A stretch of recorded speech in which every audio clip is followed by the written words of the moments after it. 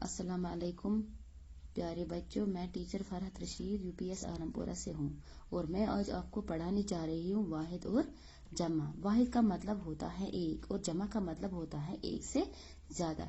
जैसे हम लिखते हैं लड़का यानी एक लड़का, और एक से ज्यादा जब होंगे तो लिख सकते हैं लड़के, 1 2 3 4 लिख सकते हैं लड़के। और फिर हम लिख सकते हैं एक बकरी को बकरी लिख सकते हैं, और अब जब एक से ज्यादा होंगे तो लिख सकते हैं बकरियां। ऐसे ही है अंडा, हम लिख सकते हैं अंडे। और जब एक मुर्गा होगा तो हम लिख सकते हैं मुर्गा, और एक से ज्यादा जब होंगे तो लिख सकते हैं मुर्गे।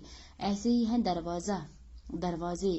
फिर है चेहरा, हम एक चेहरे को चेहरा बोल सकते हैं, और एक से ज्यादा जब होंगे तो बोल सकते हैं चेहरे। ऐसे ही है चमचा, एक चमचा, और जब एक से ज्यादा होंगे तो लिख सकते हैं चमचे। ऐसे ही है बंदा, बंदे।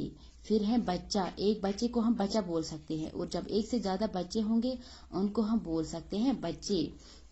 ऐसे ही है फिर घोड़ा, घोड़े का जमा आएगा घोड़े।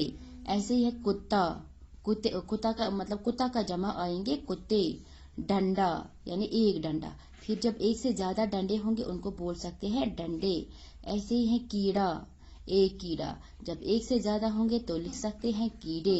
ऐसे ही है बंदा, बंदे। नाला, नाले।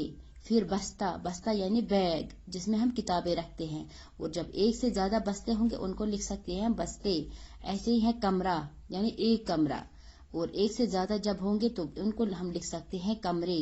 फिर है आला, आला यानी टूल, कोई भी टूल होगा उसको हम उर्दू में आला बोलते हैं, और जब एक से ज्यादा होंगे उनको हम आले बोलते हैं। हाँ, आज मैंने आपको वाहिद और जमा पढ़ाया। शुक्रिया।